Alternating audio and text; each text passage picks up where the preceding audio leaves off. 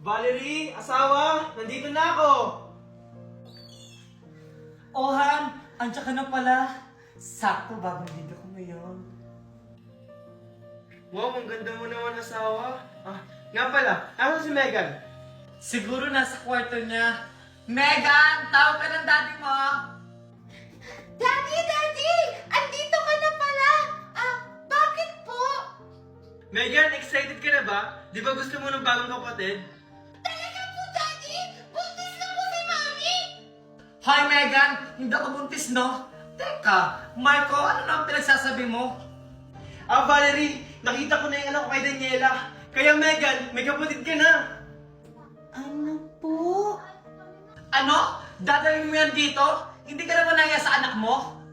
Akala ko ba, Valerie, magiging masaya ka? Pag nakuha ko yung anak ko kay Daniela. Wala akong sinabi. At saka, may relasyon pa rin ba kayo ni Daniela? Wala na, Valerie. Dahil patay na siya. Kaya nga kinuha ko yung anak ko sa kanya eh. Daddy? May anak ka pala sa labas?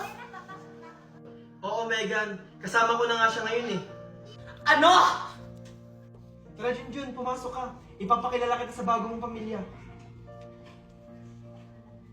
Ew! Kadiri naman yung Daddy! Para siyang pulubi! Ang dungis-dungis niya! Ano ba, Megan? Nakakahiya kay Junjun, oh. Junjun, magpasensyahan mo na yung anak ko, ah. Baka siguro naninibago lang yun. Bahala ka nga dyan, Marco. Magbibihis na ako. Nakakatakot naman po sila ang susungit nila. Hindi, Junjun. Mababait yan mga yan. Baka siguro naninibago lang sila. Lalo na yung kapatid mo, si Megan. Mabait yun.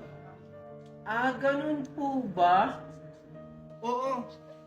Maligo ka na, Junjun, para maging fresh ka na. Yaya! Yaya! Bakit po, Sir Marco? Paliguan mo nga to si Junjun. Junjun, yan yung yaya natin. Sige po, Sir Marco. Junjun, halika na. Maliligo ka na. O Junjun, sumunod ka na. Sige po. Megan, tara maglaro tayo. Yuck! Ew! Ayokong makipaglaro sa mga pulubi! Umalis ka nga dito! Grabe ka naman sa akin, Megan. Hindi naman ako pulubi. Pulubi ka, pulubi! Ang baho-baho nga! Sabi ni Papa Marco, mabait ka, hindi naman pala.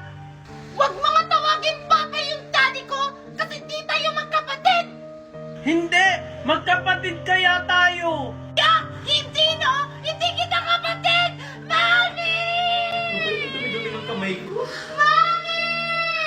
Teka, si Megan ba yun? Mami! Si Junjun! Oh, bakit ka umiyak, Megan? Si Junjun kasi, Mami! Inaaway ako! Ano? Anong ginawa niya sa'yo? Sinaktan ka ba niya? Ikaw bata ka. Huwag na huwag mong sasaktan yung anak ko. Kung hindi, malilintigan ka sa akin. Hindi ko po sinaktan si Megan. Umiyak po siya kasi sinabi ko lang naman po na magkapatid po kami. Mami, di ba hindi naman po kami magkapatid? At talagang hindi talaga kayo magkapatid.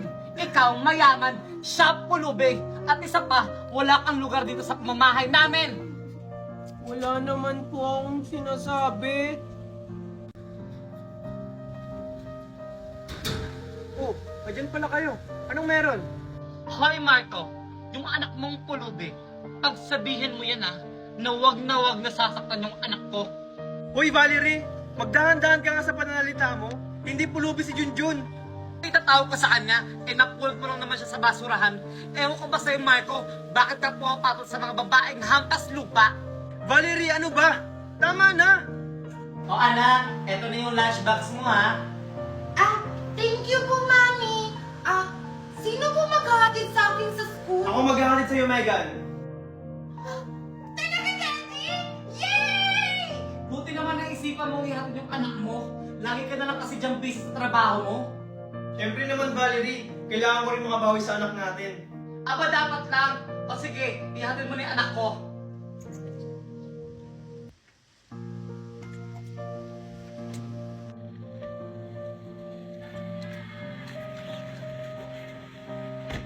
ano pang hinihintay mo, Megan? Sumakay ka na, malilate ka na sa school.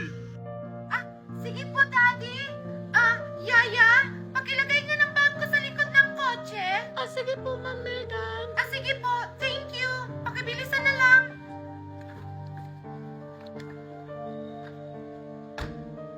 Buti pa si Megan, pumapasok na ng school. Ako kaya, kailan kaya ako papasok ng school? Pangarap ko kasi yun. Hoy! Anong sinisilip-silip mo dyan? Buti pa si Megan, pumapasok na ng school. Ako kaya, kailan kaya ako papasok ng school? Pangarap ko kasi yun. Hoy! Anong sinisilip-silip mo dyan? Gusto mo mag-aral, no? Opo, gusto ko po mag-aral. Isang beses lang po ako nakapag-aral, tapos ang dami ko po ng award. Ang taas naman ng pangarap mo. Kahit kailan, hindi ka makakapag-aral sa school ni Megan kasi pangmayaman lang yun. Doon ka mag-aral sa squatter area nyo. Hindi naman po ako nangangarap sa school nila Megan kasi alam ko po yung school ni Megan, mamahaling school po yon. Sa akin lang po, mag-aral po ako kahit saang school, okay na po yun sa akin. Hindi ka bagay mag-aral. Ang bagay sa'yo, ang pagsilbihan kami. O ito, Ano po? Ano pong gagawin ko dito? Ang sabi po ni Papa, bawal daw po ako magtrabaho dito. naniwala ka naman doon. Ito ang tatandaan mo, ako yung boss dito. At lahat ng utos ko ay susundin mo. Oo nga po naniwala po ako sa sinabi niya na mababait daw kayo. Hindi po pala. O sige po, gagawin ko na po lahat ng inutos nyo. Bastos kang bata ka. Sana hindi ko na lang namatay. Yan ba yung mami mo? Oo Megan, ito yung mami ko. Parehas pala kayo, no? Parehas kayong pulubi. Grabe ka naman Megan sa amin. Oo, mahirap lang kami. Pero pinalaki ako ng inay ko na mabuti ang loob. Hindi katulad niya, mayaman nga. Masama naman ang ugali. Aanhin mo yung mabuting loob. Kung mahirap ka naman, umalis ka nga dito sa pamamahay namin. Doon ka na babagay sa basurahan. Megan, tama na nga yan. Dapat ituring mong kapatid si Junjun. No, Daddy! Kahit kailan, hindi ko yun matatanggap bilang isang kapatid si Junjun! Hoy, Megan! Bastos ka, sumasagot ka na. Papa, pwede po bang umalis na lang ako dito? Mas gugustuhin ko pa pong maging palaboy kaysa tumira dito. Hindi anak, dito ka lang. Magiging okay din kayo ng kapatid mo. Wow, Junjun! Ang bait-bait mo ngayon ha! Anong nakain mo at naguhugas ka dyan ng plato?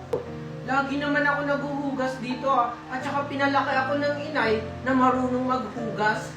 Ganyan talaga pag pinalaking mahirap. Okay lang na maging mahirap, basta hindi maging katulad mo. Anong ibig mong sabihin? Alam mo na yun kung ano.